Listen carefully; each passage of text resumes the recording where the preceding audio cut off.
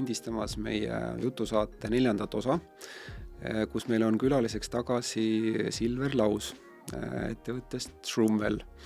Ja seda põhjusel, et meil eelmine kord läks jutt nii hästi jooksma, et üks suur asi, mis meil on meie toodete puhul ühiseks nimetajaks uni ja selle soodustamine, see jäi täitsa puudutamata. Ja siis me otsustasime, et me ei saa seda 5 minutiga katta, vaid et proovime sellest rääkida natuke täpsemalt, kuna see on nii oluline. Ja meie mõlema toodete puhul üheks suureks kasutusvaldkonnaks on une soodustamine. Alustuseks ütleme ära, et meil veel kehtivad sooduskoodid meie veebipoodides Bell 15 ja Shroomwell 15, vastavalt siis ühe ja teise poes saab vastava soodusega tooteid osta. Aga läheme asja juurde. Vaikselt on seda räägitud kogu aeg, kui oluline on uni inimese tervise tagamisel. Ja enne saadet me just natukene puudutasime ka seda mina ütlesin, et ma nagu pidevalt ei kuule väga hästi foonina tavameediast, et seda räägitaks nagu regulaarselt, et kuidas teie unega on, pööraks selle tähelepanu, kuidas soodustada und, et nii edasi. Silver oli natuke positiivsem, ütles, et asi nii hull tegelikult ei ole. Aga proovime ikkagi sellest rääkida võib-olla ka natuke teistsuguste nurkade alt, kui see tavaliselt tehakse. Mina saadet ette valmistades ja ka ennem juba ikkagi nagu toodete funktsionaalsusest rääkides ja nii edasi, olen selle uneteemaga natuke tutvunud. Ja me mõlemad tõdesime, et raske on seda nagu käsitleda, miks uni on oluline, et see on kõikehõlmav keha tervise tagamise ja vaimse tervise tagamise aspektist. Et võib vist, eelmises saates me ka natukene puudutasime, et koroonaaeg ja sellest tekkinud tagajärjed ei ole veel päris kohale jõudnud.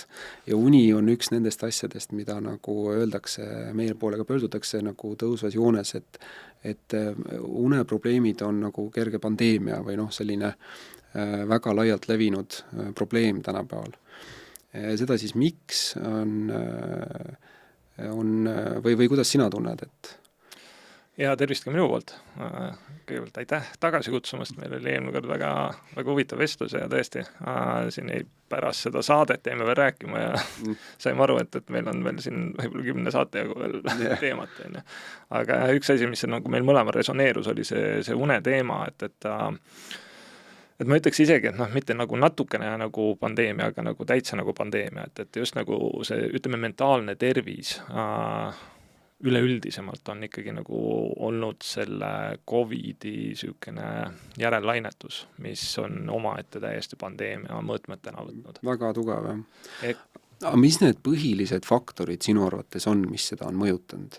Okei, mingid piirangud, aga võib-olla ka selline üldine stressifoon, mis tegelikult igalt poolt vastu tuli, selline hirmu nagu, sellise hirmufooni nagu peale surumine, kas ei ole nii? Ei, kindlasti. See mängib hästi suurt rolli, et mis see COVID oli ju, et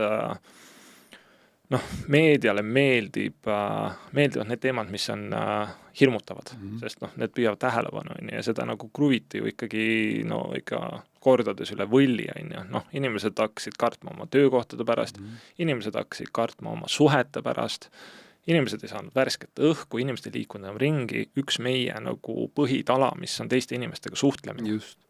Me oleme kodeeritud seda tegema, see kadus ära, me istume kodus perekonnaga, kellega me ei olnud enne harjunud koos olema.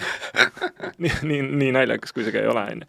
Et paljud ju, oli mees või naine ja lapsed ja siis järsku ma pean nende kahega veetma ja ma tegelikult ei taha seda teha või ma ei ole harjunud seda tegema või me ei ole harjunud nii pikalt koos olema, et see tekitab pingeid. Kuni selleni välja, et ega seal oli ju see COVID-i ja mitte COVID-i nagu nii-öelda uskujad või kes arvasid, et see on ikka väga hull asi, kes arvasid, et see ei ole nii hull asi ja see tekitas oma vahel veel pingeid ja neid asju on nii palju, et kodus töötamine on ju vaata. Kodus töötamine. Palju kodus töötamist suunati kõik, mis on küll paindlik, väga tore, sa saad ise oma graafikut panna võib-olla nii, aga see paljudel ei sobi. No seal on veel see, et mis see ametlik statistika, ma täpselt ei mäleta, ma kunagi lugesin, aga see kogus tunde, mis inimesed kodus töötasid, versus see, mis nad kontoris töötasid, siis kõik arvavad seda, et kui kodus töötab, siis järelikult tööd ei tee, siis vaatab telekat. No tegelikult ei ole. Inimesed töötavad üle, et need tööpäevad venisid oluliselt pikemaks, sellepärast, et inimesed töötasid oluliselt rohkem. Mis tähendab seda, et mul ei veel vähem aega oma nagu sõprade jaoks, mul ei veel vähem aega nagu oma elu nautida, veel vähem aega une jaoks, kõik kadus selles suhtes ära. Võib-olla ka ülemineku aeg töölt välja lülitamine ühest rollist teise. Vaata, kui sa tööl käid kontoris, siis paned kell 5 nagu asjad kinni ja hakkad minema, lahkud, hakkad kodu poole sõitma. See on juba periood, millal sa lülitad ennast ümber nagu teissuguseks rolliks või nagu võib-olla mingil maal maandad, sul on mingi rutiin, aga sa lõigad järsku nagu ära, vaata. Et kodus, siis sa pead väga teadlikult seda ise läbi viima, seda ümber lülitamist ja enda maandamist. Et millised, nüüd me oleme established, et uneprobleem on olemas. Mida sinu teada vähene uni inimesega teeb?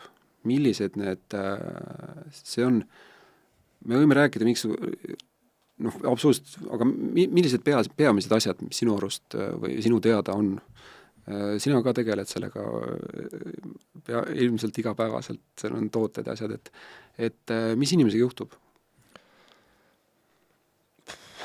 Mis temaga ei juhtu.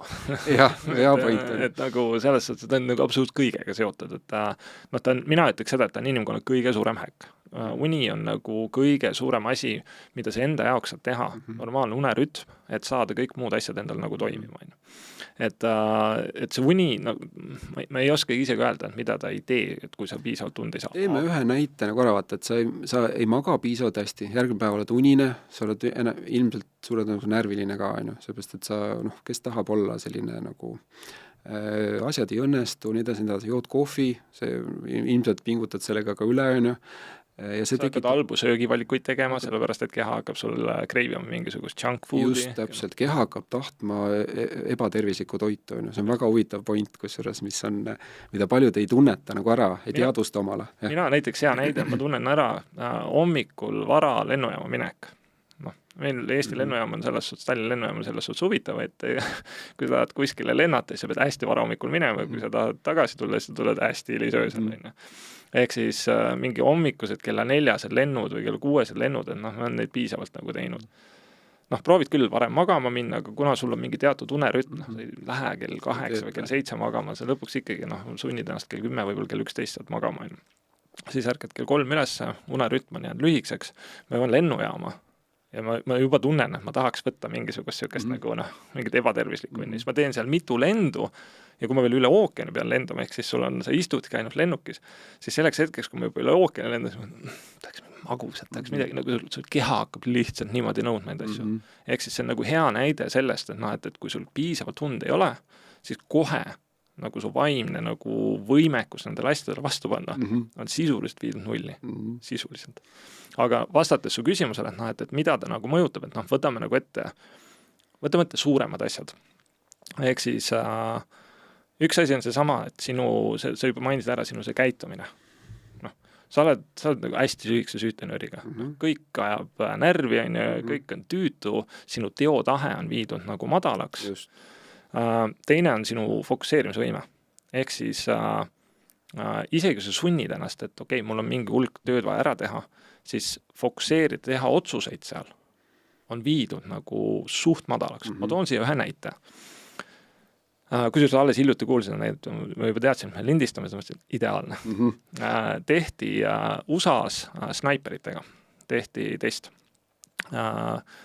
Ja vaadati välja, et mis on nende nagu snaiperite siuke ideaalne see unerütm, et kui kaua nad peaks magama, et kus nad on nagu maksimaalselt nagu välja puhanud, ega kus nad ei ole üle puhanud. Ja valiti välja need snaiperid, kellel oli 8 tundi, täpselt 8 tundi und. ja vaadati siis nende võimekust, kui nad 8 tundi magada saavad, nende täpsus, võimekust, snaiperid, me räägime mingi mitmesaja meetri peale, kilomeetrite peale tulistamist, ja kui nad olid saanud oma ideaalse une, need olid tippsnaiperid, nende lasketäpsus oli mingi 97%. Võeti maha pool tundi, 7,5.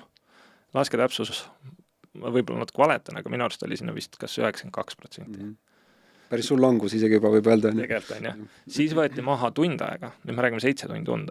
Meie tavainimesel mõtleme, mis see on 7 tundi, see ei määra midagi. Nende lasketäpsus oli seal natuke üle 80%. Siis viidi 6 tunni peale ja lasketäpsus oli 50%. Tippsnaiper, 2 tundi. Täiesti drastiline näide. Täiesti drastiline, on. Ja nüüd me tõmbame selle sama näite iga päeva ellu. Sa oled hommikul tööle, sul on X hulk otsuseid, mis sul seisavad laual. Ja sul on Y arv energiat nende otsuste tegemisteks. Sa oled juba lonkava jalaga lähed sinna sellesse võistlusesse. Ja nüüd sa pead sprintima ja sa pead neid otsuseid tegema. Seal ei ole küsimustki, et sul on otsused rasked ja sa teed selles suhtes, sa ei tee maksimaalselt neid otsuseid.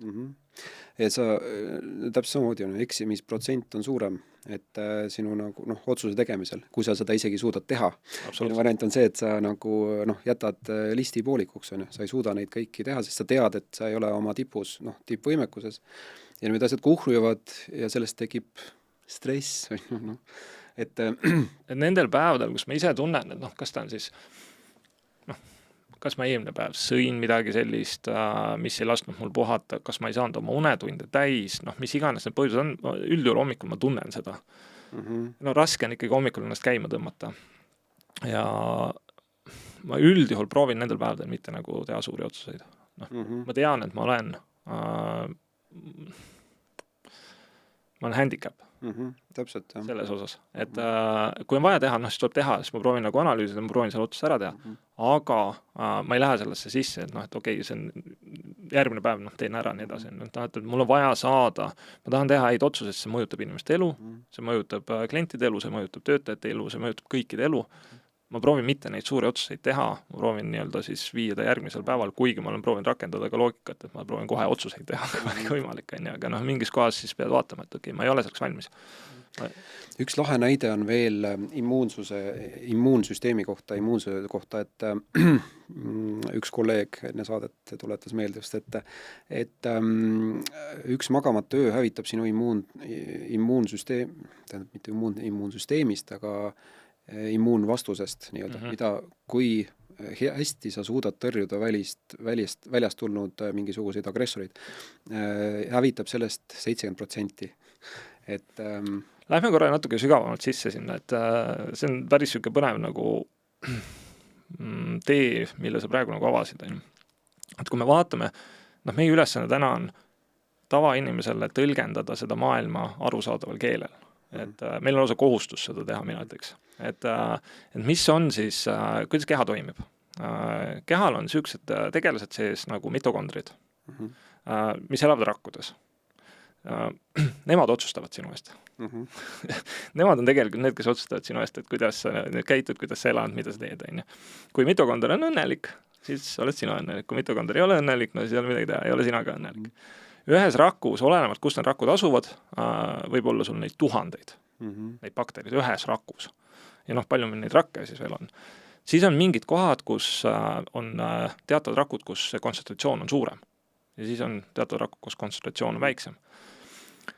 Nemad on otseselt seotud energia tootmisprotsessiga, seda kutsutakse ATP. Ehk siis kõik, mida sa sööd, mida sa tarbid, väline keskkond, kõik mõjutab seda energia tootmisprotsessi. Nüüd, mis on huvitav selle juures, on see, et mitokondrid ei saa energiat ette toota rohkem kui 3 sekundit. Nii. Nüüd, ja see on see põhimõte, mille peal töötab näiteks tsüaniidmürk, mis lõpetab energia tootmise ära ja siis üks, et mitokondrid ütleb, oota, aga ma ei saa enam energiat toota, mul tekkis mingi error ja siis me sureme ära. Ehk siis meil kehal peab kogu aeg olema need asjad valmis, millesse mitokonder, need tuhanded, miljonid, miljardid mitokondrid võtavad ja toodavad energiat. Kas sa magad, kas sa jooksed, kas sa teed tööd, vahet ei ole, kehal on vaja energiat, et toimida. Uni on üks aspekt, mis paneb käima teatavad protsessid, et see mitokonder saaks rahulikult tööd teha. Sina, kui inimene kaod segajana eest ära, eksid, et mitokondril saaks tööd teha. Kui sa ei anna seda ideaalset pinnast sellele mitokondrile seal öösel, siis ta ei saa oma tööd teha. Sul on energiapuudus ja see on näiteks üks siuke, ma võib-olla hüppan siit ette, aga seal on üks põhjus, miks näiteks osad inimesed öösel üles ärkavad. Energiapuudus. Energiapuudusel mitokonder annab alarmi tulemusel keha ütleb, oota, kiire, nüüd on vaja kiire, sest mul on 3 sekundit aega. Kortisoli tootmine, adrenaliini tootmine lükatakse täisvõimsusel tööle, see konvertitakse ümber energiaks, süsivesikuks tegelikult, ja süsivesik konvertitakse ümber siis mitokondrite poolt energiaks. Noh, ja mis sul siis juhtub, kui sul nagu üks hetk järsku tuleb, suure hooga tuleb nagu energiat sisse, silmad teen lahti, vaatad, kell on 2, nagu, mis toimub. Ehk siis, et siin on nagu nii palju neid aspekte, et mida me ei saa looduse vastu. Meil ei ole midagi teha, me tahame võidelda looduse vastu, me ei saa looduse vastu. Me peame võtma aluseks mingisugused loogikad ja see tsirkaadia rütm, eks unerütm, me ei saa seda ignoreerida.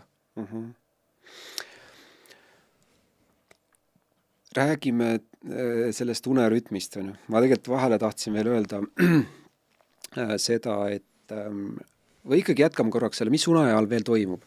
Vaata, statistiliselt mingite konkreetsete haiguste esinemine suureneb drastiliselt, kui sa ei maga piisavalt välja näiteks, isegi kuni vähini välja. Öeldakse, et vähki sinu kehas, jälle immuunsüsteemi asi, aga sinu kehas vähki hävitavad rakud, need tekivad magades, selles mõttes. Et diabeet võib areneda välja, kui sa ei maga piisavalt. See on selgelt, toodi veel, olevat tehtud mingi katse, kus väidetavalt lastega, ma 100% ei ole kindel, kas see on tõsi, aga et ei lastud neid magada piisavalt vist nädal aega ja siis tehti uuesti test ja selgus, et mingil protsendil neist olid arenenud välja alged nagu diabeedi tekke, eks on ju. Et ülekaalulisus näiteks ka on ju, aga see on seotud selle sama ilmselt energia tootmisega, vaata, et sa lööd selle süsteemi niivõrd palju sassi on ju. Okei. Vaata, öeldakse, siis on selline jutt veel, et öeldakse erinevad inimesed on ju, et on õhtu inimene ja hommiku inimene, mõni ütleb, et ma olen õhtul öösel juba produktiivne on ju. Enne saadet korra ütlesime ka, aga ütle, mis sina sellest arvad, kui palju see paika peab päriselt on ju, et see on nüüd jube suur nagu, et sa pead selgeks tegema, kumb sa siis oled ja siis oma elu hakkama selle järgi ümber kollandama. Kui palju neid inimesi siis on või kus see tulnud on? See tegelikult tuleb umbes 100 000 aastat tagasi, 50 kuni 100 000 aastat tagasi. Koopast. Ehk siis see oli aeg, kus meid ümbritsesid ohud, kus meid taheti ära süüa. Täna on laud on pöördunud, meie sööme kõiki. Ja sellel hetkel olime toidulaud. Ehk siis me elasime väikeste gruppidena koobastes ja päeval valges sa näed ohtu, aga öösel sa ei tea ju, kes sinna tuleb. Ehk siis oli jaotatud ära, oli 4 gruppi, oli siis need hunter-gatherer, ehk siis korilased, kes käisid, hoolitsesid söögi ja kõige muu eest, keda oli kõige suurem grupp. Nende töö oligi see, päike tõuseb, siis me lähme korjame ja hoolitseme sellest, kõik oleks söönud. Siis olid õhtugrupp, ehk siis kui kõik tulid tagasi koopasse, lõõke ääres, sotsialiseerumine, keegi pidi olema valves, sest sealt koopa suult võis tulla sisse lõvi või kes iganes, on ju, ja meid ära süüa, on ju, ja ongi meie hõimuga kõik. Siis olid ööloomad. Need olid need, kes siis võtsid üle, kui kõik magasid ja valvasid. Ja siis olid hommikuloomad. Ja need olid need, kes siis nii-öelda võtsid selle vahikorra üle ööloomadelt. Ja läksid hommikusse sisse, tegid hommikutoimetusi ja siis magasid nii-öelda päeval. Nüüd mõtleme nüüd nagu loogiliselt, et palju sul neid ööinimesi on vaja, palju sul neid hommikuinimesi on vaja ja palju sul neid õhtuinimesi on vaja? no ei ole päris 50%, on ju, et ega ju noh, kui palju naised valvasid küla, on ju, kui tuleb mingi oht, et siis sul peab ikkagi olema natukene võib-olla musklit seda tagasi lüüa, on ju. Just, et see oli meeste geenidesse enamasti sisse kirjutatud ja need, kes siis olid, teeme lihtsustame seda, ütleme, et on need päevaloomad, on ööloomad, on ju. Et need, kes tegelikult need ööloomad olid, kes siis pidid valvama ja hoolitsema selle eest, et küla on turvaline või koobas on turvaline, see kogus inimesi oli väga-väga-väga väike. Meil täna on nii-öelda see populaarteaduslik, kuna see on niisugune huvitav teema ja see müüb, siis seal on nagu tekitatud, meil on 4 gruppi ja vaata ise, millise gruppi on ja nii edasi. Lihtne loogika on tegelikult see, et kui sa ei tea, milles grupis sa oled, siis suure tõenäosusega oled sa seal normaalses grupis, ehk siis sa olid see päeval üleval ja öösel magad. Käisid, oli korilane ja öösel magad. Et tõenäoliselt 90-95% me oleme kõik seal. Ja selle kohta on väga lihtne nagu test, mida sa võid teha. Me oleme isegi eranud tuksi oma need tsirkaade rütmid, unerütmid, aga kui sa tahad teada, nagu, et kuidas keha tegelikult toimib, mine nädalavahetusel telkima, jätta oma arvutikuju, jätta oma telefon kuju, või võta telefon kaasa, aga ära istu telefonis või võta Nokia, vana Nokia kaasa. Ja mine telkima, päeval matkad, õhtul istud lõkke ääres, räägid seal sõpradega juttu. Ma garanteerin kell 10 oled sa nagu kutupiilu. Sa lähed sinna telkima magama ja ärkad hommikul naturaalselt. Kui sa teed seda tsüklit natuke aega, et sa saad sellest väsimusest jagu, sa ärkad hommikul naturaalselt 10, maga hommikul kell 7 oled sa üleval kõpsti. Ja see ongi sinu normaalne rütm. Ja selles suhtes see ei võta aega sul nädalaid, 2 nädalat, nagu nädalavahetusega hopsti sul on see paigas.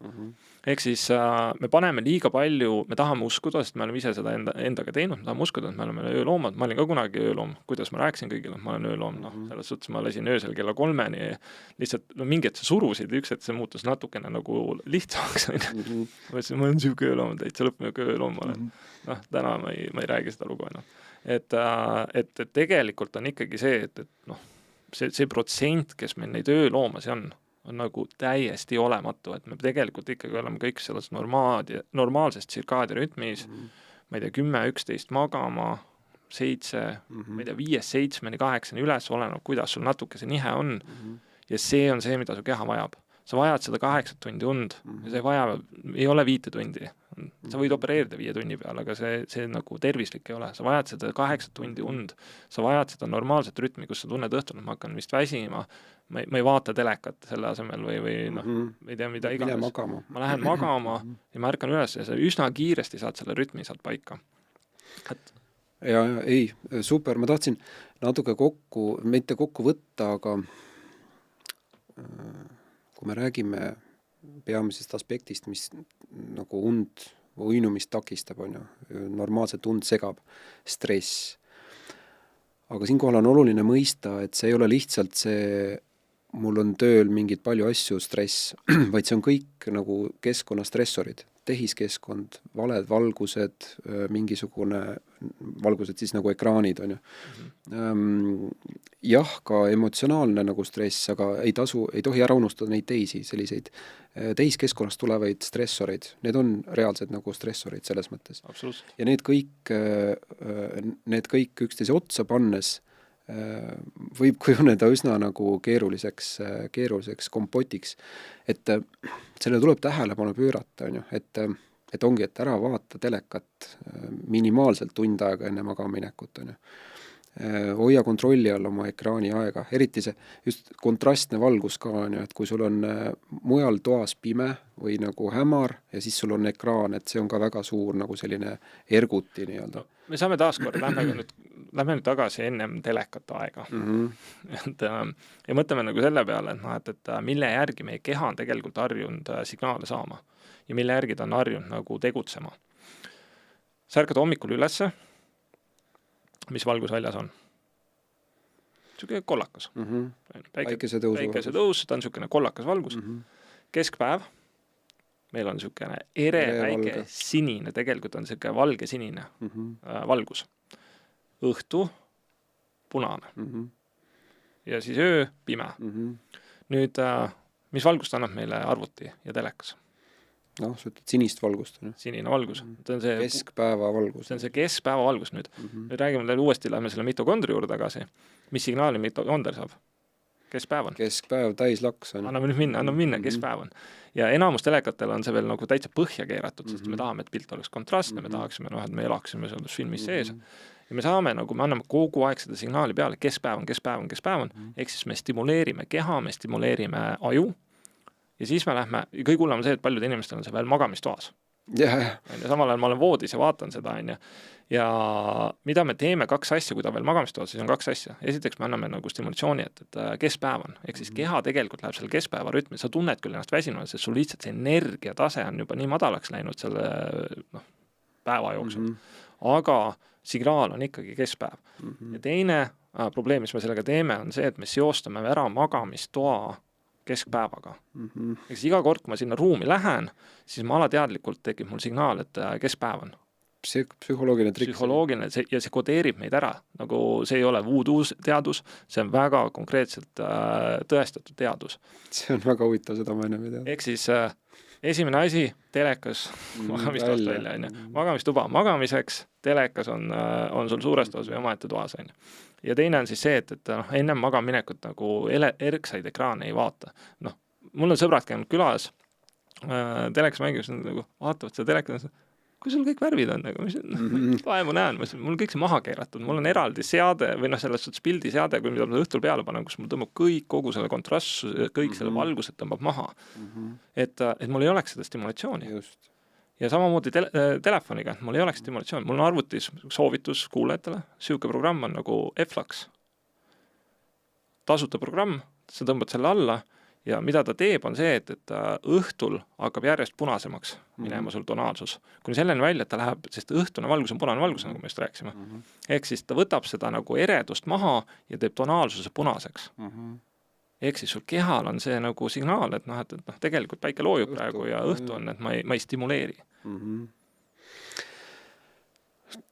Väga huvitav mõte tuli siit välja. Mu enne saadet ma ei mõelnud selle peale, aga pärast räägime sellest uuesti, aga korraks lihtsalt puudutame, et me räägime praegu need asjad, mida sa saad teha või peaksid niikuinii tegema, et enda und soodustada. Valem on jällegi lihtne. Füüsiline koormus, värske õhk, normaalne söök, ekraanide piiramine ja põhimõtteliselt see on see valem. Kui me neid asju ei tee ja kasutame selliseid abivahendeid nagu sinu ja minu tooted, need küll aitavad ja on küll paremad kui unerohud, aga mis see nagu, aga see ei ole ka ju parim lahendus tegelikult selles mõttes, kui sa neid teisi asju ei tee omale. No ega ta on ju ühe probleemi lahendamine natuke nagu teise probleemiga siis lõpuks on, et kui ma elustiili seal all ei muuda, siis ega pikas perspektiivis ei lahene midagi. Et meie julgustame ka oma klienti, miks me sellest räägime, meil on tehtud nagu hästi palju blogipostitusi sellest, miks me sellest räägime, on see, et ideaalses maailmas me tegelikult ei peaks üldse eksisteerima. No selles mõttes mõtle meie ettevõttena nagu ideaalses maailmas me ei peaks eksisteerima selles suhtes. Selles mõttes küll, jah, vaata, et sa saad oma keha, sinu keha saab kõik vajalikku kätte. Just. Ilma selleta, et sul on vaja panna pakki ja öelda, et see nüüd teeb seda ja sa saad ennast sellega nii palju aidata. Just. Selles mõttes küll, jah. Et see võiks olla ideaalne maailm, aga reaalsuses ideaalses maailmas ei ela, ja stress on, ega stress ei ole halb asi. Üks asi, mis ma tahaks öelda, stress ei ole halb asi. Stress on elu osa ja see on elu või ütleme keha protsessides vajalik osa. Nüüd me peame eristama 2 erinevat stressi. On nii-öelda akuutne stress, lühiajalne. Mis on okei. Mis on okei, on ju.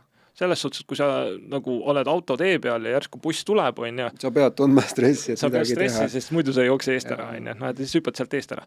Nüüd, mis on probleemne, on see, kas hästi palju seda akuutset stressi kogu aeg või pikaajaline stress. See, et ma stressan, ma ei tea, töö pärast, kodu pärast, mingite muude asjade pärast, või ma söön halbu sööki, see on ka stress, sest paneb keha stressi, või ma ei maga, see paneb keha stressi, see on täna probleem. Ja siis me ehitame neid layereid sinna peale, nagu üks stress teise stressi otsa, ja lõpuks keha üks tõstab käed üles, ütleb, et nagu ma ei oska sellega enam midagi peale, seda on liiga palju, mul ei ole materjali, ma ei tea, mida sellega enam teha. ja siis, kahjuks täna on see koht siis, kus me tuleme sisse, ütleme, et aga lahendame selle probleemi ära, sest me oleme liiga kaugele jõudnud. Et me ei tahaks seal olla, ma ütleks ka, et ideaalses maailmas me ei tohiks nagu eksisteerida ettevõttena, aga see on see koht, kus me tuleme sisse, ütleme, et okei, aga aitame sind siis välja, et lahendame selle probleemi ära, aga see ei tähenda nüüd seda, et see peab oma elustiili muutma. Ja täpselt, jah. Inimesed pööra tähelepanu, saad aru. Ma isegi julgen tunnistada enda näitel, et sa pead teadlikult mõtlema nende asjade peale mingi perioodi vältel ja siis see muutub sinule jaoks nagu rutiiniks ja siis sa enam ei pea mõtlema nende asjade peale, vaata. Mis iganes, trenni tegemine või mingi toitumismuster või nagu sellised asjad, ekraani asi, täisvärk. Et sa pead mingi perioodi vältel mingil moel endale selle nagu peale suruma, kui sa oled tunnetanud, et see on käest ära läinud, see süsteem on ju. Ja siis edasi läheb juba nagu normaalselt. Siis sa tunned, et sa tunned puudust nendest asjadest. Normaalsest trennist, heast söögist, on ju. Et see junk foodi näide oli juba hea näide, vaata, et kui peale alkoholi tarbimist ka, see on biokeemiline nagu nälg, mis sul tekib selle nagu sellist tüüpi rasvade ja sükeste asjade järgi. Et see ongi nagu mõnes mõttes keha poolt tekitatud maitse nagu meel. Või maitse eelistus. Ja, aga vaata, see ongi see, et see ei ole enam sina. Ja, see võtab üle, ja sa andsid talle maitse suhu, sa tekitasid probleemi, kus ta ei saanud piisavalt energiat ja ta hakkab otsima seda kiiret energiat. Ja tema võtabki kontrolli sinu üle. See ei ole enam sina, seal ei olegi enam midagi teha. Nüüd, mida sina saad teha? Teadvustada seda ja viia seda rajale tagasi. Jah, täpselt, et see on võimalik tagasi pöörata, sa teadlikult väldid neid ja lõpuks see maitse kaob ära. See nälg nende järgi kaob ära. Aga nii, nüüd me oleme rääkinud, et ise peab ka olema tubli, aga ebapopulaarne arvamus vahest. Ja, ebapopulaarne, aga jaa, meil siin eelmistes saadetes oleme ka puudutanud seda, et me peame inimestena liikuma tagasi sinna, kus me võtame ise rohkem vastutust enda tervise eest, muidu see ei toimi nagu üldse laias laastus.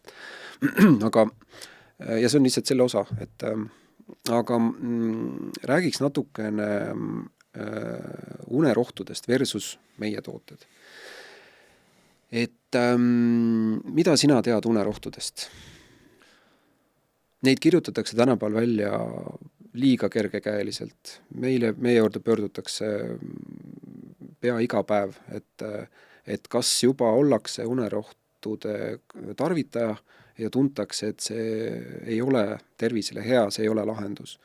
Et mida meie nagu saame pakkuda. Või siis, et mulle kirjutati välja unerohud, aga ma ei taha neid võtta, on ju. Ja siis, et kas teil on midagi, mida ma saaksin nagu teha? Nende unerohtudega on ükskõik mis medikamentidest me täna räägime, et selles suhtes kõike kirjutatakse välja väga kergekäeliselt. Et on see unerohi või on see mingisugune antidepressant või on see isegi, ma ei tea, penitsiliini-laadne toode, et kõike kirjutatakse välja, et kui ma vaatan nagu seda kogust, mida siis haigele inimesele kergekäeliselt antakse, ilma et tegelikult arst täna isegi küsiks, et kuule, et ma proovin natukene taustast aru saada, mis sul tegelikult probleem on. Sa ütled, et mul on see probleem, ta kirjutab juba sulle välja ilmagi aru saamata, et mis su probleem on. Miks see probleem päriselt on? Ja inimesed on seda teed läinud. Õnneks, ma arvan, et me oleme põhja saavutanud. Ma isiklikult arvan. Võib-olla olen ma liigne optimist, aga ei, ma olen sinuga nõus. Et inimesed täna nagu hakkavad vaikselt nagu sellest silmi avama, et aga äkki see ei tööta. Ehk siis, kui sa küsid minu käest, mida ma tean unerohtudest, ma tean, miks nad ei tööta. Või ma tean, miks nad ei tööta? Sest, et nad lahendavad ainult esimest layerit. Nad, ma toon kõrvale süükse näite, et kui sa tahad kaalust alla võtta, kõige kiirem viis on raju endal käsi otsast ära. 5 kilo läinud, nii kunagsti. Väga ekstreemne näide. Et unerohuga on natukene samamoodi, et me lähme raiume kõige nagu jõhkramat teed pidi, ta toimibki selles mõttes, et ma tunnen, et ma jäin magama, aga tegelikult peame küsima, et äkki ma raiusin praegu käe otsast ära. Ehk siis mida unerohi teeb, on sisuliselt, ta tuimestab ära sul need retseptorid. Ta tuimestab ära ja sa muutudki zombiks ja sa lähed nagu magama. Küsimus, mida ma küsiks, on see, et kas ma tegelikult puhkan, kas ma tegelikult lahendan ära nii-öelda selle juurprobleemi, kas ma tegelikult ärkan hommikul üles ja ma olen puhanud, kas ma olen parem inimene läbi selle. Loomulikult, nende unerohtudel, me lihtsalt kuritarvitame asju, aga unerohtudel on ka oma koht tegelikult olemas, et vahest on see probleem lihtsalt nii sügav, et sa pead seda nagu tegema ja see aitab sul natukenegi rajal tagasi saada, nagu ka antidepressandid mingis kohtades. Aga 95% inimestest ei peaks seda tegema, see on lihtsalt lihtne. Et kui sa küsid, mida ma tean unerohtudest, ma tean lihtsalt seda, et see on liiga kergekäeline ja see tegelikult ei lahenda nagu tõelist probleemi ära. Paljud küsivad, kas unerohi, kas on selline, et kas sa siis jäädki sinna nagu nii-öelda unerohu konksu otsa või? Et tegelikult ei ole päris nii, et sul on võimalik nendest loobuda, aga milline sinu teadmine selle kohta on? Kas need on, ma ei tahaks öelda sõltuvust tekitav, aga selles mõttes, et kui tugevalt nad sinu keha nagu ära seovad sellega? Ega nad on ka sõltuvad, seal on 2 sõltuvust, üks on füüsiline, teine on vaimne. Vaimset sõltuvust tekitavad ta kindlasti, sest et kui ma muidu enam hakkama ei saa, siis ma kasutan seda ja siis ma tunnen, et vähe mingi kontroll on mul elu üle olemas. Ma jäin magama, enne magama ei jäänud, nüüd ma jäin magama. Et mul on mingi kontroll, eks tekitab vaimset sõltuvust. Füüsilisest sõltuvusest, ega ta mõjutab ka, ikka pikaajaliselt ta mõjutab ka, kui sa ikka neid retseptorid kogu aeg tuimestad. Mis need retseptorid sul lõpuks ütlevad? Sul ei ole mind vaja. Ma lähen nüüd puhkan jalga. Just. Ja vaata, tegelikult on ka seda tihti teada retseptorite hulk, üldse erinevate retseptorite hulk kehas on muutuv. Vaata, et see ei ole mingi konstantne suurus, mis sul nagu sündides on ja kohe on. Sa saad stimuleerida erinevatel viisidel oma kehas retseptorid juurde tekkima või siis nagu sa ütled, et nüüd kaob ära. Ja seal on keha on ikkagi väga-väga keerukas masinavärk. Et nende retseptorite tuimestamisel meil kohe muutub hormonaalne balanss. Need normaalsed hormoonid, mis peaksid nii-öelda siis tekkima nendes protsessi käikudes, enam ei teki. Kui mingit hormooni on liiga vähe, järelikult kuskilt mujalt on mingit teist hormooni kohe rohkem, sul tekib täielik hormonaalne nagu misbalanss nii-öelda. Ehk siis ta on sõltuvust tekitav. Ta tekitab neid probleeme, kus keha ütleb, et ma muutun ise laisaks ja see hormonaalne balanss, ega selles suhtes sa tõid just ise näite, et unepuudusel inimestel on diagnoositud diabeet. Mis asi on diabeet? Kehavõimetus toota insuliini. Insuliini on hormoon. Ehk siis, mis juhtub sisuliselt ongi see, et üks hetk lendab see insuliini tootmine nagu overdrive'i ja siis ta üks hetk ütleb, et okei, ma annan nüüd nagu asja üle. Ma annan nüüd alla, nagu, et ma rohkem ei viitsa, ma proovisin, see ei kuulanud, ma nüüd annan alla. Ja keha ütleb, ma lõpetan insuliini tootmise ära, sellepärast, et need keha muud protsessid on nii nagu paigast ära. Ehk siis, see kõige suurem probleem seal taga, mida mina näen, ongi see nagu hormonaalne balanss. Ma ei ole kindlasti teadlane, kes oskab sulle siin kõike selgitada hormoonidest, aga see on selline maailm, millesse ma olen võib-olla rohkem sisse neid viimase 2 aasta jooksul. Ja ma saan aru, kui keeruline see maailm on.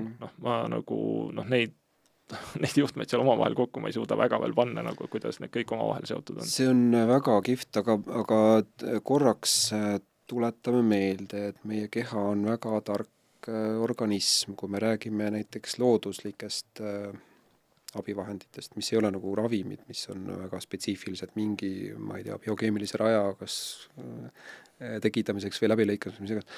Et sa ütlesid enda toodete kohta ka, et keha leiab nendest üles need ained, mida tal on parasjagu vaja ja ülejäänud, mis ei ole vaja, väljutatakse.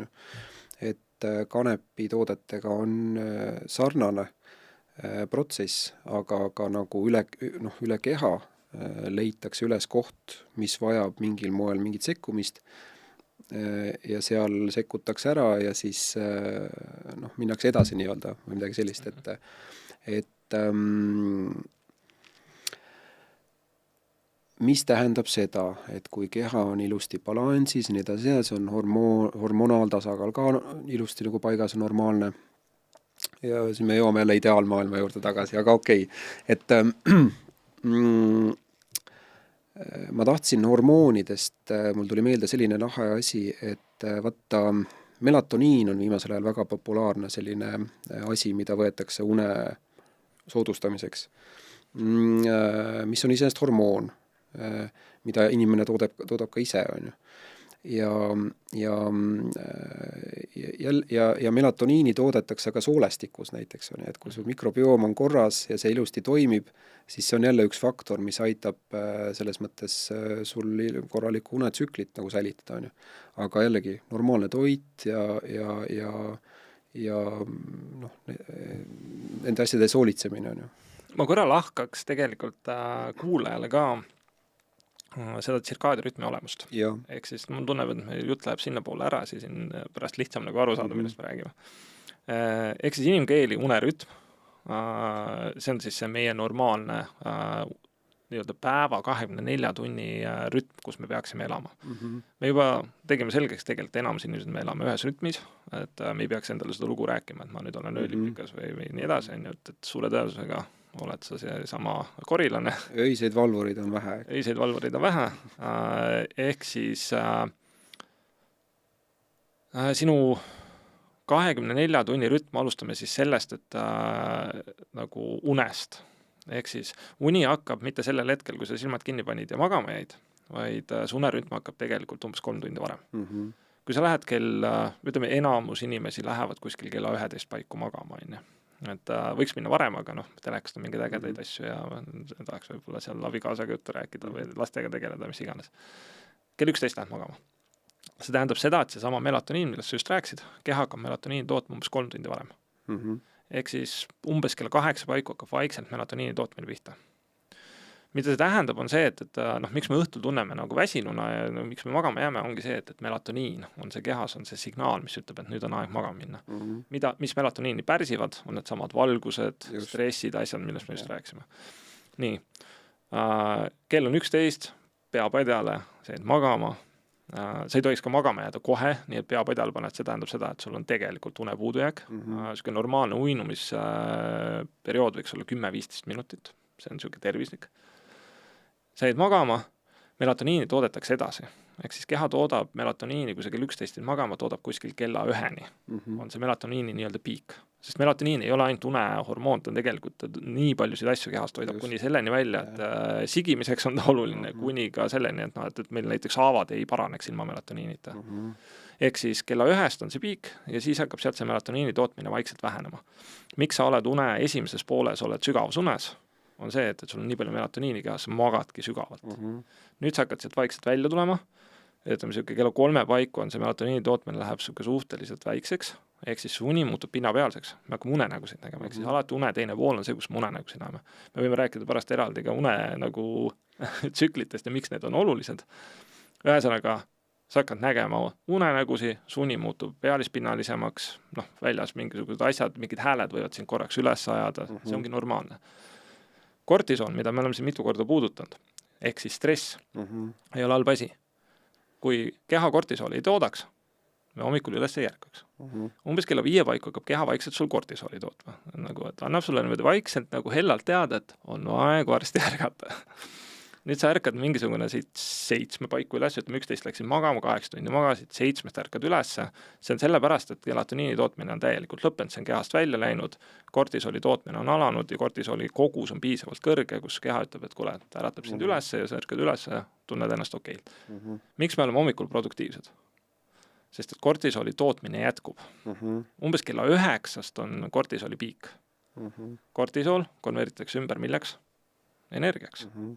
Siin tuleb veel omakorda mängivad rolli igasugused hommikune valgus ja kõik muu, me ei hakka keeruliseks ajama. Ütleme nii, et kortisool on see, et kus sa hommikul jõuad, lähed tööle, et ma nüüd hakkan e-maili tegema ja sa oled kohe nagu valmis nagu võtma. Ehk siis, kui kortisooli tootmist ei oleks, kui seda stressihormooni ei oleks, me ei opereeriks. Siis see kortisooli tootmine hakkab vähenema, siis sul on mingisuguse keskpäevane nagu, ma ei tea, slump on inglise keeles, ma ei tea, mis eesti keeles on, selles suhtes, kus see korraks energia nagu puudu. Kerge langus on jah. Kerge langus, mida sa saad ka tegelikult vältida. Probleem on see, et inimesed ärkavad hommikul ülesse. Meie keha hakkab tootma sellel hetkel, kui me üles ärkame sihukest hormooni nagu adessoniin äkki oli. Ja see on päeva jooksul hakkab see hormoon kogunema. Ja see on see, mida öösel une ajal välja flashitakse sul kehast. Ehk siis, kui sa jood liiga vara kohvi hommikul, esimese asjana. Just. Siis see adessoniini retseptorid pannakse plokki, adessoniin tekib, kohvi hakkab vaikselt ära kaduma, kella 1 paiku sul tuleb meeletu flash adessoniini sisse, sul on nagu, ma nii väsinud, tahaks magada.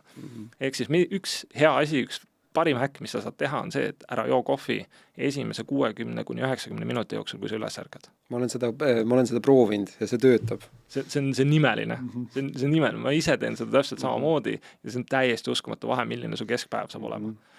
Nii, siis meil on see keskpäev, päike on kõrgel taevas, see on meil signaal, mis isegi kui me siin nagu nukras Eestis talvel, ega see päevavalgus tuleb ikkagi sealt läbi, see sinine valgus ikkagi kumab läbi, me keha saab ikkagi selle signaali, see on see, miks me peame väljas liikuma. Me saame selle signaali, keskpäev on loodusega olla nagu ikkagi kontaktis, selles mõttes. Mis COVID ajal juhtus, ei käinud väljas, me ei teinud seda asja, meil on tuppa nagu peidetud.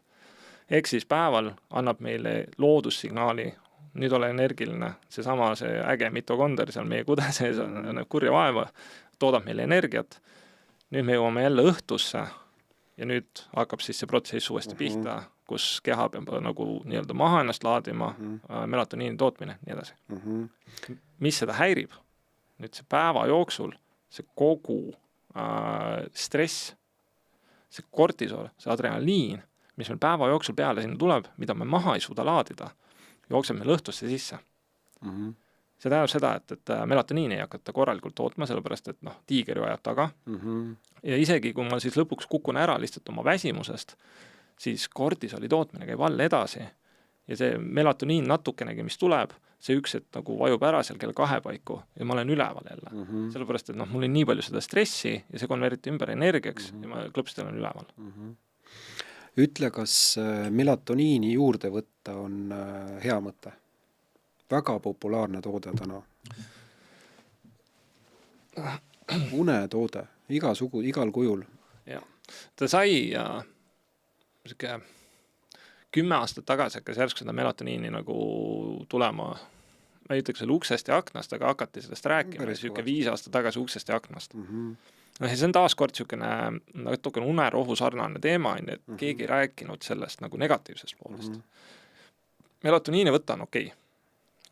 Pikaajaliselt melatoniini võtta ei ole okei. Tegu on hormooniga. Ehk siis me nii-öelda anname juurde hormooni, mida keha peaks ise tootma, nii sünteetiliselt nii-öelda toome seda juurde, mida keha selle peale ütleb, sina hoolitsed mul melatoniini eest, ma ise ei pea. Ma ise ei tee enam. Ehk siis, mida meie ütleb, meil on näiteks üks toode, Sleepwell, kus on ka melatoniin sees. Siiamaani ainukene ettevõte, mida mina olen näinud, mitte ainult Eestis, üle maailma, kes ütleb, et tarbi seda maksimaalselt 2 nädalat. Ja siis tee nädal 2 pausi. Ja siis tarbi jälle 2 nädalat. Eks sa pead andma kehale puhkust, sest siin sees on melatoniin.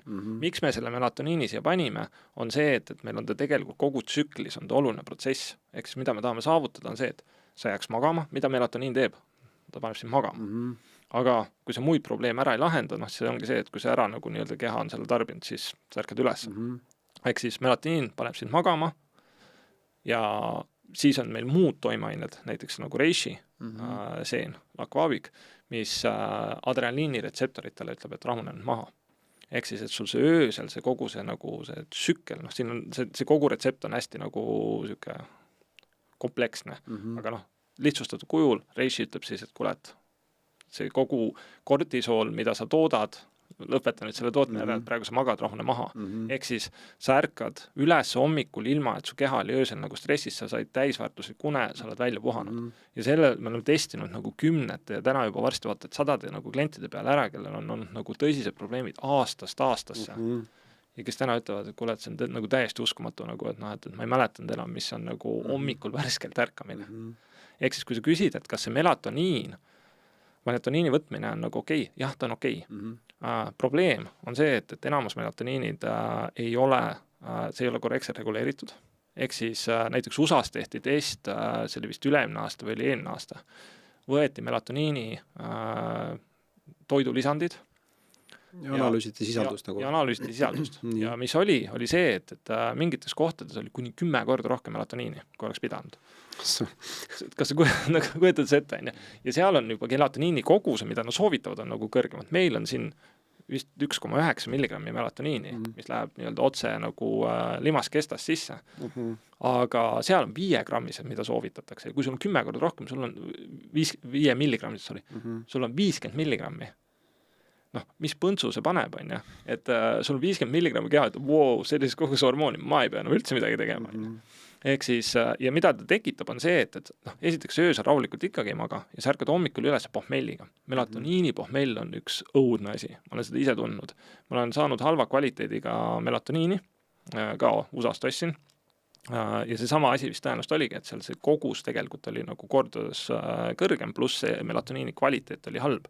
Ja sa ärkad hommikul üles nagu alkoholi pohmelliga. Reaalselt siuke suus on ka siukene tunne nagu. Ja see on nii halb tunne, see on terve päev, sa oled tõesti nagu saaks nagu terve öö joonud. Sa terve päev oled zombi, sa ei suuda nagu opereerida, sa ei suuda mõelda sellepärast, et, et ta tuimestas sind sisuliselt samamoodi ära ja see pohmell, see nagu see kehast välja minev aeg on niivõrd pikk, et see reaalselt võrdub pohmelliga. Kas sa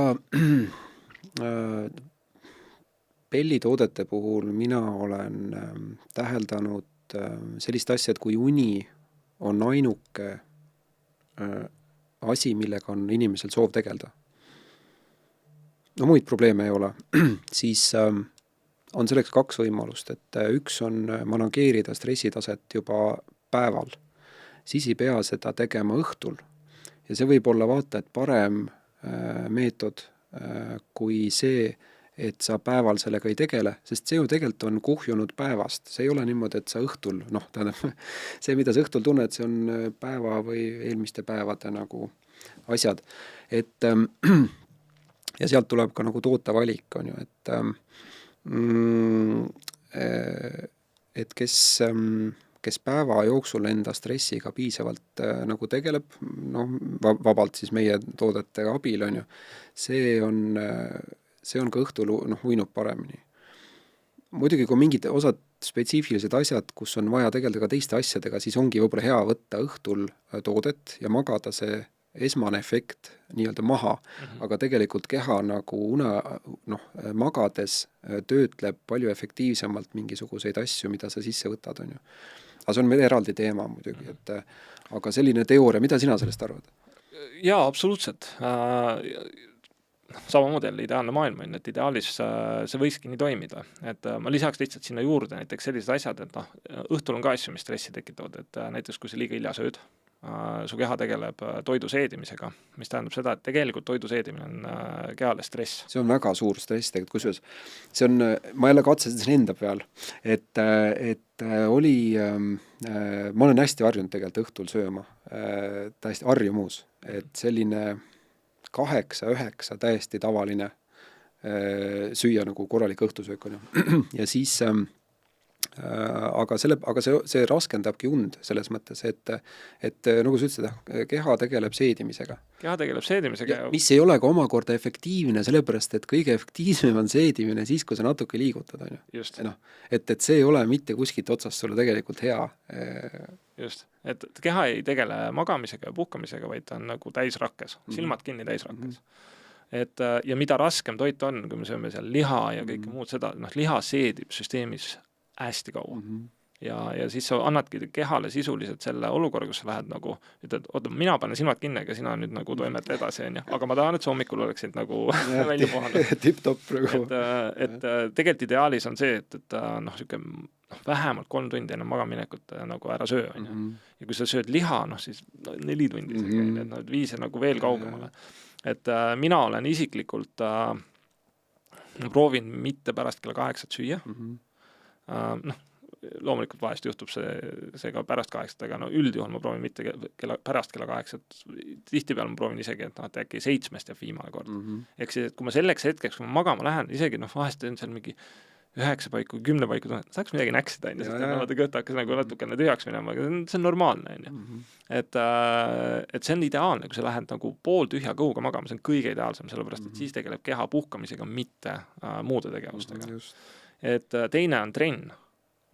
Me peame trenni tegema, see on ka terve keha nagu üks aluseid. Aga ärme tee trenni. Trenn on samamoodi stress kehale. Sa lõhud lihaseid, eks? Ja see keha vajab taastumist. Ehk siis kui me räägime konkreetselt sellisest rasketest treeningutest veel eriti, ütleme näiteks jõusaal või raskuste tõstmine, mis siis juhtub, on see, et me sisuliselt tekitame kehasse põletiku. Just. Läbi selle toimub siis selle lihase kasv, me lõhume seda lihaskiudu, nii-öelda tuubeldame ja siis sealt hakkab uuesti tagasi kasvama. Aga esimene reaktsioon on põletik. Põletik kehas on ülioluline protsess, taaskord midagi, mida me kuritarvitame. Et kui me teeme liiga hilja õhtul, teeme trenni, me stimuleerime keha, me stimuleerime kogu oma metabolismi, ükskõik mis metabolism see on, ja me tekitame põletikku. Ja siis me lähme magama, ütleme taaskord, mina panen silmad kinni. Sina nüüd töötaja. Sina nüüd töötaja, aga ole hommikul siis nagu jälle nagu tip-top vormis on. Et trenn ka nagu mitte jätta nagu hilise õhtu peale, et pärast tööd trennis käia, see on okei, sellepärast, et sul jääb sinna siuke paar tundi ilusti nagu vahet, 4-5, kellel kunagi 6 tundi. Aga kui me jätame selle mingi siukse raske treeningu ikkagi kuskile sinna nagu 8-9 õhtul, palju on nõuda kehalt, et ta nüüd puhkaks? Aga see on huvitav, seda ma ei teadnudki näiteks, jah. See on võib-olla oma olemuselt juba natuke ebanaturaalne nii hilja õhtul võtta mingi tugevat trenni teha, aga samas keha taastumisprotsessid on ju tegelikult magades võtta kõige efektiivsemad võib-olla, et absoluutselt, sa oled haige, sa tahad magada. Magada ainult, jah. Sa tahad ainult magada. Sa ei taha süüa, sa ei taha trenni teha, sa tahad magada. Söök on stress. Sa tahad nii palju süüa, keha hakkab sulle haiguste ajal ütlema, mida ta süüa tahab. Ja ütleb sulle otseselt ära, millest tal on puudu äkki. Aga sa ei tunne haiguse ajal, et kell on 9, läheks sööks. Sa ei tunne seda. Sellepärast, et keha ütleb, et ma tahan magada, sest magamisel algavad teatavad protsessid, mis aitavad kehal taastuda. Alates kasvufaktorist, mis on eraldi proteiin, mis aitab sul keha nii-öelda siis uuesti kokku lappida.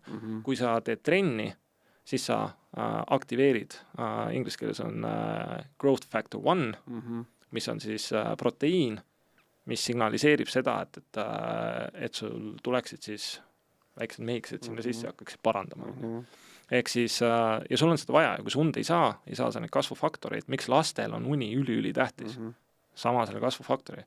Need ju kasvavad nagu loikamid seal mingis vanuses, et nad viskavad megalt juurde, seda, et megalt on seda ehitusprotsessi seal, mis tähendab seda, et seda kõike kompenseeritakse unega. Kas, vaata, seda ma tean, et kannabinoidid teevad mikrobiomiga imesid, on ju.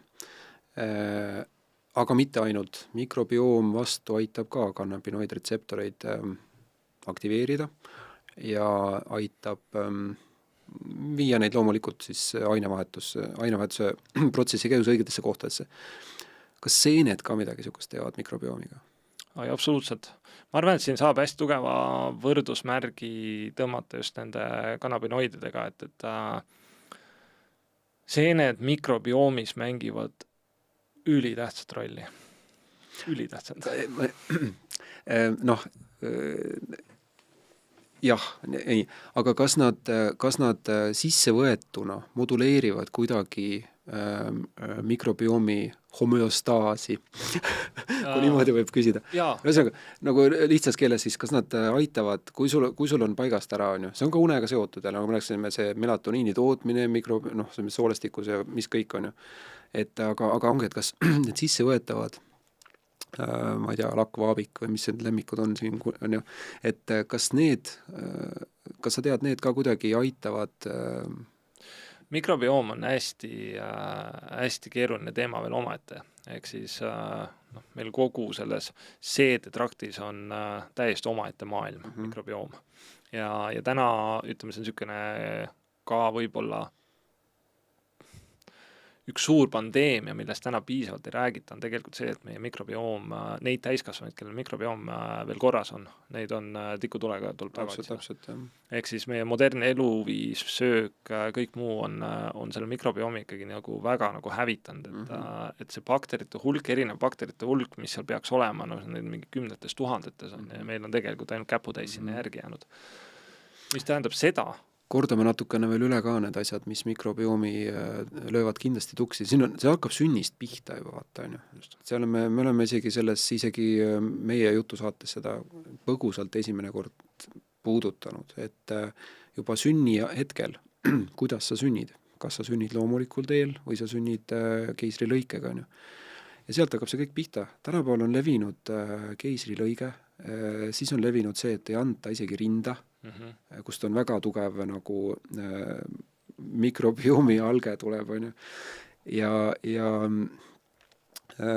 kvaliteetne toit, ülioluline, et kuni selleni välja, et see laps on seal põrandal ja vaata, et limpsib seda põrandat ja kallistab koera. Just, telekas reklaamitakse seepi, mis võtab ära 99,9% bakteritest. Milleks? Et see on nii, et noored emmed käivad lastel lapiga järgi ja nagu peale maha kukkumist pühivad kohe käed ära. See ei ole normaalne. Me oleme muutunud steriilseks.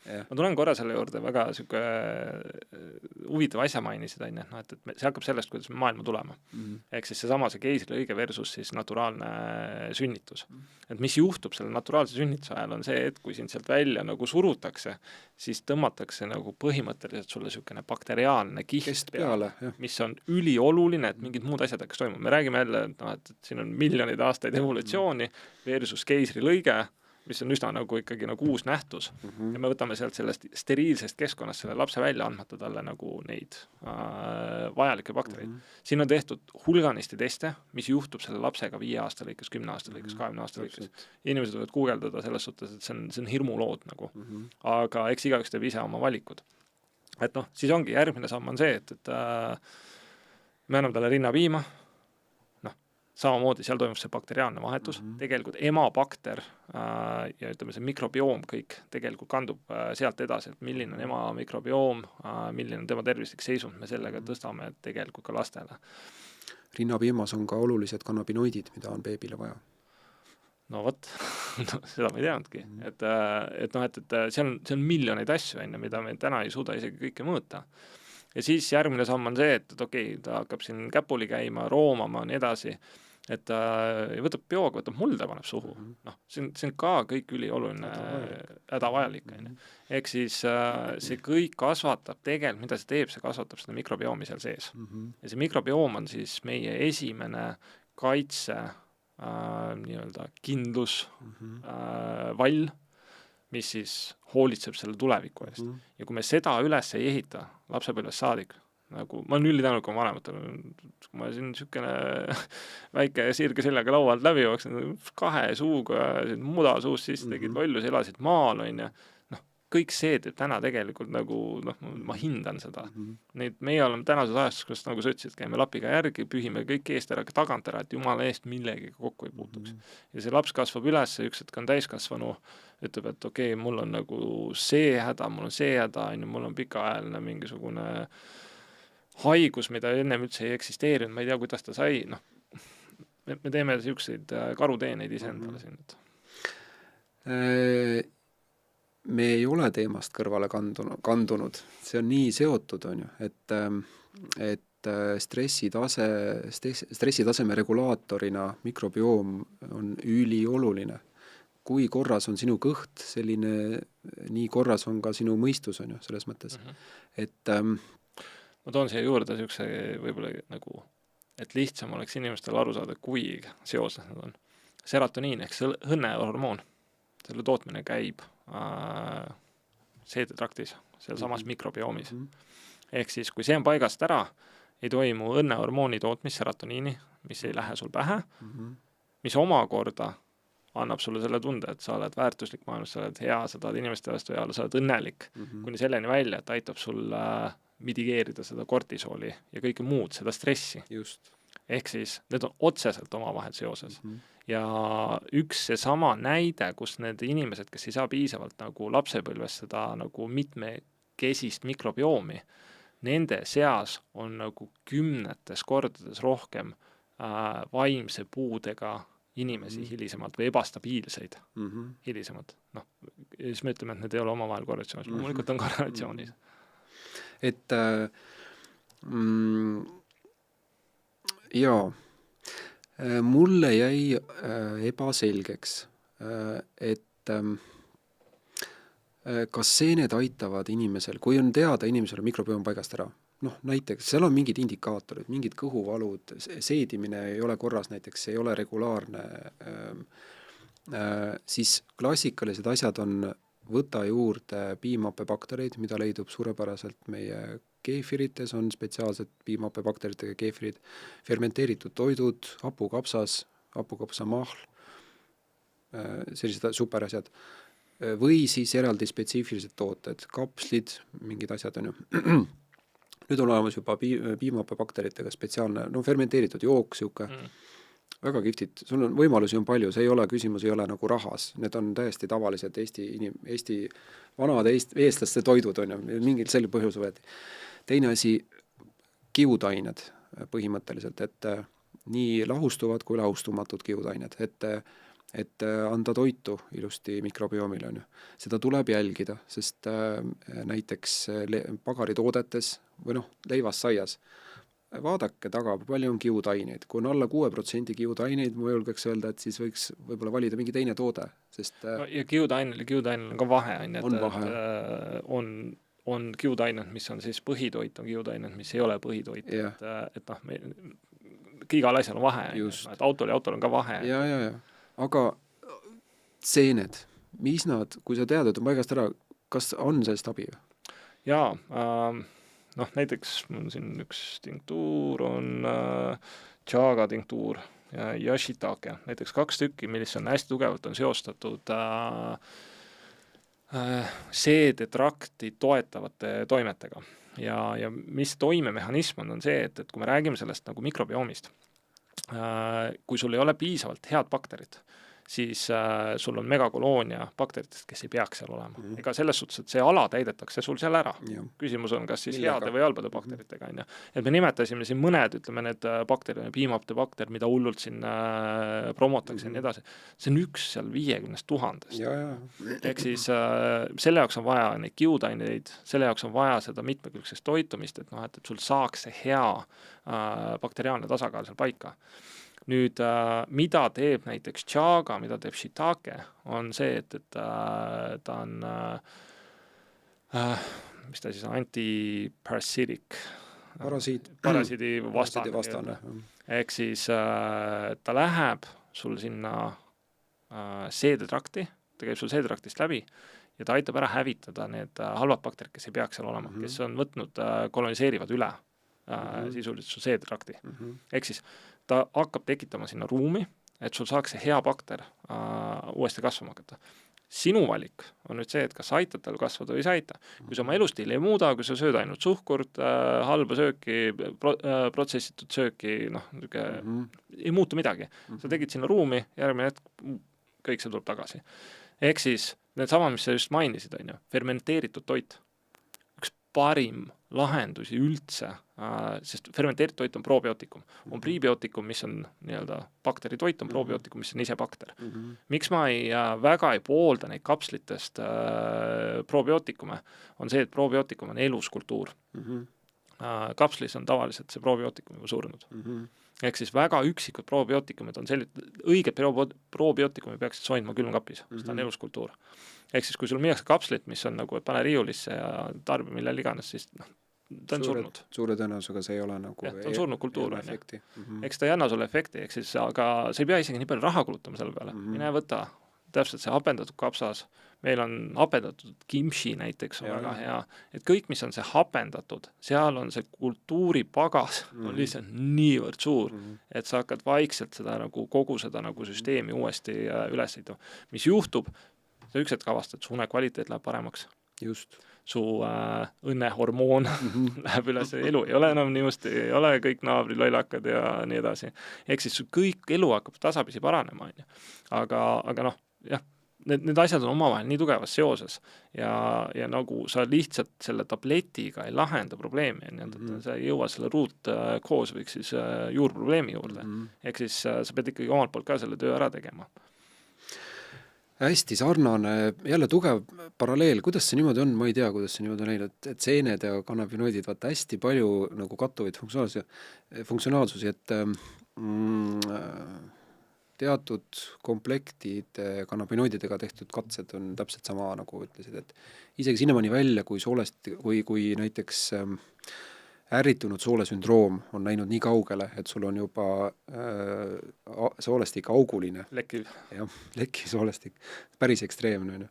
See on päris ekstreemne asi. Jah, et isegi selles situatsioonis hakkas tekkima see, et esiteks selles piirkonnas intensiivistus tugevalt kannabinoidretseptorite nagu nende retseptorite hulk oli selles väga, väga nagu tihe nendes piirkonnas, kus vajas nagu kiiret abi. Kontsentratsioon oli kõrge. Rakustruktuur hakkas taastuma, konkreetselt tervenes nagu ära ja lõpuks, kuna see toetus mikrobiomil on nagu väga tugev, siis sisuliselt saadi terveks. Et aga meil on märkamatult jälle tund ja peale täis räägitud. Et ma tõstataks võib-olla siia lõppu ühe teema veel. Asjad, mida mitte teha. Kui me räägime nagu heast unest, siis me tihtipeale mõtleme seal kohal üle, et ma pean nüüd midagi lisama, pean midagi tegema, nii edasi. Räägime korra asjadest, mida mitte teha. Ehk siis kuidas lihtsa vaevaga, sest asju, mis mitte teha, siis läbi elu lihtsamaks. Ei pea nagu vaeva nägema. Ehk siis kuidas lihtsa vaevaga tegelikult saavutada juba osa sellest tulemisest. Et üks asi, millest me rääkisime, oli valgus. Ehk siis katsu elada selles naturaalse valguse rütmis. Et ma toon siia ühe näite veel. Tehti süükene näide või süüke test, kus inimesed tehti unetest, inimesed viidi siis pimedasse ruumi, pandi kõik need masinad külge ja inimene jäi magama. Ja siis võeti valge valgusega süke intensiivne, süke laseri tüüpi valgus ja lasti põlveõndlasse. Inimene magas, ta oli sügavas unes, ta magas ja lasti see valgus põlveõndlasse. Ja kõik näitajad olid naks, läksid nagu ülesse. Ehk siis mis juhtus, meil on valgus läbi naha. Ehk siis retseptorid toimivad läbi naha. Ehk siis see, et sa paned silmad kinni ja klapid ette, see lahendab ainult väikse osa probleemidest ära. Ehk siis hoolitse sellest, et sul tuba on pime. Ja öeldakse, öölamp ei ole tegelikult hea. No see on see sama põlveõndlasse. Jah. Ehk siis öölamp ei ole hea. Sa magasid koopas tuhandeid aastaid. Mitte ühtegi öövampi, mitte midagi olnud, et lõkke kustati ka ära, et olid sellest, et tuba on pime ja sa kohe magad paremini. Et ära stimuleeri enne magaminekut selle sinise valgusega ja kui sa magama lähed, tube on pime, ära jätta sinna ühtegi valgust. Teine asi on, ja nüüd ma olen paljudele saanud vaenlaseks, aga kohvi joomine. Mulle ka hullult meeldib kohvi, ma ei salga, hullult meeldib kohvi. Aga kohvi joomine pärast kella 2 päeval. Ära seda enam tee. Ehk siis mina olin kusjuures inimene, kes sõi kell 10 õhtul kohvi, ma võin magama minna, ei olnud probleemi. Küsimus ei olegi magama minemas, küsimus on see, et milline on su une kvaliteet. Kofeiini eluiga on 8 tundi, enamus inimestele. Mõnede metabolism on kiirem, mõned suudavad paari tunniga ära selle nii-öelda seedida, aga sa ei tea, kes sa neist oled. Ja taaskord enamustel see metabolism ei ole nii kiire. Ehk siis, kui sa kell 2 võtad viimase kohvi, 8 tundi on eluiga, siis tähendab seda, et kell 10 on pool sellest kofeiinist alles välja läinud, pool eluiga. Ehk siis see on nagu see aeg, kus ta enam sul nii palju ei mõjuta. Jaa, aga sa oled kogu aeg ärevil on ju ikkagi tegelikult. Sa oled kogu aeg stimuleeritud. Just. Ehk siis küll magad, aga see on pealispinnaline uni. Just. Ehk siis sa jõud kell 2 viimase kohvi ära, usu mind, sa hakkad kohe, see ei juhtu esimene öö, aga mingi aja pärast sa tunned, et sa hakkad tegelikult oluliselt paremini magama. Ja kolmandaks ükseks hästi drastiliseks näiteks ma toon alkoholi. Ma tean piisavalt palju neid inimesi, kes ütlevad, ma võtan õhtul ühe õlle, et ma olen, ma ei tea, raske päev oli ja see aitab mul lõõgastuda. See on tegelikult sul kõik siin üleval kinni, see aitab lõõgastuda täpselt sama palju, kui aitab sul, ma ei tea, nael jalga. No, et tegelikult see on nagu, sa kujutad seda ette ja see on üks lugu, mis sa lihtsalt iseenda räägid. Mida ta tegelikult teeb, ta on megastressor. Alkohol on lihtsalt megastressor kehale. Ma ei ole nüüd alkoholi vastane, aga ma valin mitte alkoholi juua enamus aega aastast. Paar korda aastas juhtub, et kuskile peole jõud alkoholi, aga enamus kordasid nagu ei. Ma tegin alles hiljuti ühe testi, läksime sõpradega pokkerit mängima. Äge seltskond, kui ma nagu alkoholi joon, siis ma teen valiku selle järgi, et seltskond peab hea olema ja järgmine päev peab olema väärt seda, et seda seltskonda nii-öelda. Ja noh, selles suhtes mängisime läbi pokkerit ja džinni, elu oli ilus, jumalegi hommikul oli mega meelnud seda. Okei, oli seda väärt. Aga mis ma tegin, oli see, et mul on niisugune sõrmus, mis loeb nagu igasuguseid näitajaid ja ma vaatasin kaua mul võtsi aega, et mul normaalsed näitajad taastuvad. Ehk siis reede õhtu oli pidu, laupäev oli raske, ma tahan millegile mõelda, pühapäeval ütlesin, et oota, aga ma peaks hakkama vaatama, mis toimub. Ma võttis nädal aega. Nädal aega võttis kehal aega, et tulla välja stressoritest. Sellest stressist, mis sa tegid. Sa valesti ma ei joonud peale. Et nädal aega oli see keha stressi näitajad, erinevad näitajad, nagu nädal aega vaikselt alles hakkasin nagu üles. Nädal aja pärast olid ma näitajad seal kohas, kus ennem seda alkoholi joomist. Ehk siis... Ja seda situatsioonis, kus sa ilmselt ei olnud alkoholi tarbinud enne mitu kuud. Just. Saad aru. Et mõelda siis selle peale, kui sa teed seda iga päev või iga nädalavahetus või midagi sellist. Ja kui sa teed veel seda ennem magama minekut, et need on lihtsad häkid, et sa ei pea alkoholi joomist ära lõpetama, aga sa pead lihtsalt teadlik olema. Kui sa ütled, et sa tahad saada paremat tund ja sa ütled, et see tervis on sinu jaoks oluline, sa tahad elada 80-aastaseks, 100-aastaseks, võib-olla 120-aastaseks, sa pead need valikud nagu tegema. Ja kui sa ütled, et see sind ei huvita, tõenäoliselt seda podcasti ei kuula, aga kui see sind tõesti ei huvita, siis see on sinu teadlik valik. Aga lihtsate tegevustega või mitte tegevustega siis on tegelikult võimalik hüppeliselt oma elukvaliteeti tõsta. See ei pea olema keeruline.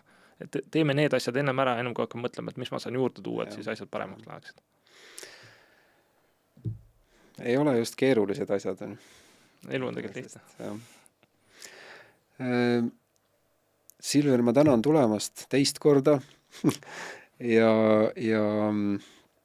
kui peaks juhtuma, siis võimalik, et me tulevikus kohtume veel.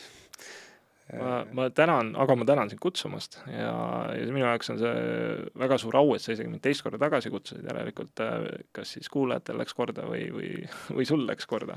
Et mul väga hea meel, kui antakse täna võimalus rääkida ühiskonnale tähtsatel teemadel. Jah, ja minu jaoks on arusaamatu, miks seda nii vähe tehakse. Miks see on Eesti põhineb peamiselt. Ma ei tea, mis toimub Lätis või Leedus, aga ma ei taha ka siin liiga suureks minna. Liiga poliitiliseks, jah, täpselt on ju. Aga et sellised lihtsad asjad, see peaks olema riiklik kampaania, ma ütleksin, mingisuguste selliste infode. Ma mäletan, nõukogude ajal tehti selliseid asju. Päriselt. Milline on toidulaud, normaalne, et mingid, saad aru, sellised nagu lihtsad inimese enda asjad meelde tuletad regulaarselt, mida inimene saab teha ise selles mõttes. Et selline asi näiteks oli rohkem paigas. Saksamaal näiteks on sellised asjad, mingisugused riiklikud kampaaniad konkreetselt. Et Eesti täiesti null. Eks meil ongi võimalik seda siis muuta, et eks sinu podcast ja meie teadmised, eks me peame lihtsalt kõvemini välja hüüdma, et see ei olegi, mina ei vaata seda kui nagu nüüd mingi tootereklaam endale, et see on tore, kui ma saan inimesi aidata, aga see lõpuks... ei olegi, need on ju selles mõttes me reklaamime loodust nii-öelda või et lihtsalt lõpuks on see teadmine, et kuidas ma saaksin elus hakkama nii, et ma ei pea neid tooteid tarbima, see on tegelikult see eesmärk, et meie saame aidata rea peale inimest, aga kuidas minna eluga edasi niimoodi, et ei pea neid asju tarbima. Ja kui ma tahan neid tarbida, siis on teadlik valik, et saavutada veel see maksimum. Saavutada see, ma ei tea, 1% olla teistest nii palju üle, mis on ka nagu äge. Et jah, et meie tooted aitavad tasakaalu tagasi saavutada. Ja siis sealt ilmselt elustiili muudatustega saab paljudest nagu probleemidest üle, et Just nii. ma tänan. Aitäh sulle ka.